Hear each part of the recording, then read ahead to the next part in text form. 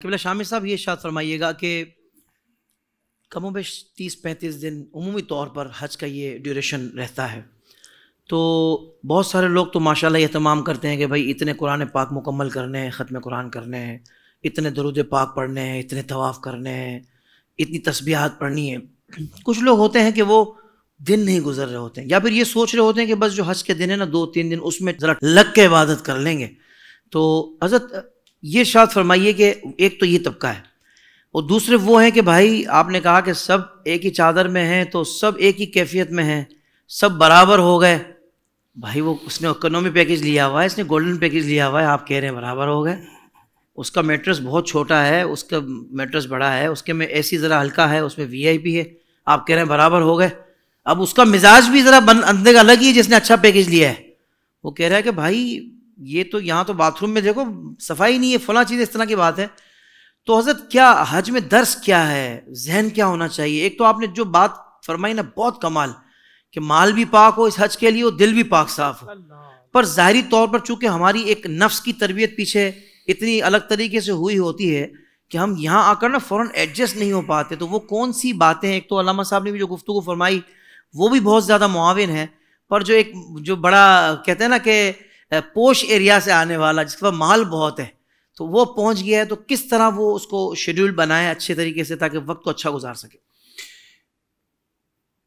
اس میں یہ ہے کہ آقا کریم صلی اللہ علیہ وسلم سے افضل تو کوئی بھی نہیں ہے نا۔ اللہ اکبر، واہ واہ واہ واہ۔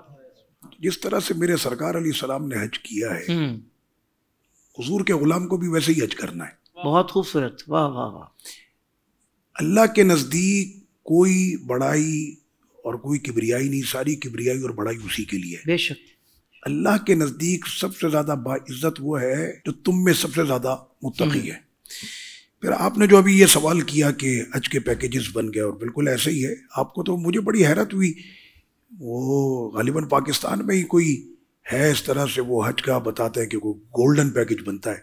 تو میں نے کہا گولڈن پیکیج کیا ہے، ان کو کوئی وہ ساتھ میں سرٹیفکیٹ بھی دے رہا ہوتا ہے کہ جنت الفردوس آپ کی پکی ہے۔ اللہ تو بعد میں مجھے پتہ یہ چلا کہ گولڈن پیکیج یہ ہے کہ کوئی ہندوستان کا اداکار بھی آپ کے ساتھ بیٹھے گا، یعنی اس چیز کو انہوں نے گولڈن پیکیج رکھا ہے۔ فلاں اداکار، فلاں ایکٹر، فلاں کھلاڑی ان کی صحبت سے آپ مستفید ہوں، آپ ان کے ساتھ بیٹھیں گے۔ تو میں نے کہا شاید یہ کہہ رہا ہوتا کہ آپ کو وقت کے ولی کے ساتھ بٹھایا جائے گا، تو اس چیز کا نام جو ہے وہ گولڈن پیکیج۔ اچھا ایسا نہیں ہے، اس میں حمایت کرنے والے باقاعدہ اس میں مولوی حضرات بھی موجود ہوتے ہیں کہ جو خود بھی اسی پیکیج کے اندر ہوتے ہیں۔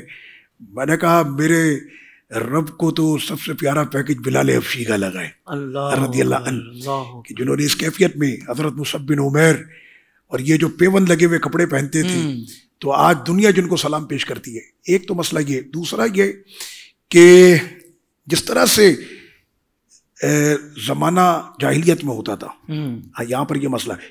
قرآن مجید میں ہے کہ الحج اشہر معلومات، حج کے جو مہینے ہیں وہ مشہور ہیں، پتہ ہیں۔ فمن فرض فیہن الحج فلا رفث ولا فسوق ولا جدال فی الحج۔ صحیح، رفث کہتے ہیں دھکا دینے کو۔ اچھا، ہم لوگ عربی میں جب بات کر رہے ہوتے ہیں نا، ہم کہتے ہیں لماذا ترفسنی، یعنی تم مجھے دھکا کیوں دے رہے ہو، دھکا دینا۔ فسق سے مراد گناہ ہے، ٹھیک ہے، کہ نہ وہ دھکا دے کسی کو، نہ وہ گناہ کرے۔ ولا جدالا، یہ جدال زبان سے بھی ہوتا ہے، لڑائی جھگڑے کرنا۔ تو سب سے پہلے جہاں پر حج کا ذکر آیا نا، تو وہاں پر رب کریم نے یہ نہیں فرمایا کہ تم نے احرام کس کمپنی کا پہننا ہے اور تم نے جو ہے وہ حرم میں جانا ہے، کون سی بس میں جانا ہے، یہ نہیں۔ سب سے پہلے فرمایا کہ یہ 3 چیزیں بندوں کے اندر ہو سکتی ہیں۔ کون کون سی؟ کہ وہ دھکا بھی دے سکتا ہے، وہ جدال بھی کر سکتا ہے یعنی زبان سے بھی لڑ سکتا ہے، اور وہ فسق بھی کر سکتا ہے، ہاتھ سے لڑے کہ زبان سے لڑے۔ جدال ہمارے یہاں بھی کہتے ہیں نا، جنگ و جدال۔ تو یہ 3 چیزوں سے اس کو روک دیا گیا۔ اب جب یہاں پر رفث اور فسق اور جدال کا جب آ گیا،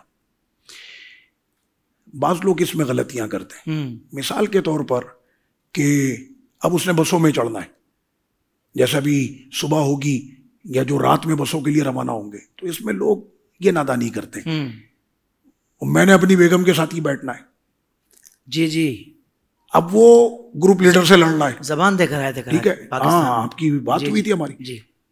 وہ میں چڑھوں گا اوپر، اللہ اکبر، دیکھو تو صحیح تم ہو کہاں پر، دیکھو تو صحیح تم جا کہاں رہے ہو، دیکھو تو صحیح تمہاری کیفیت کیا ہے.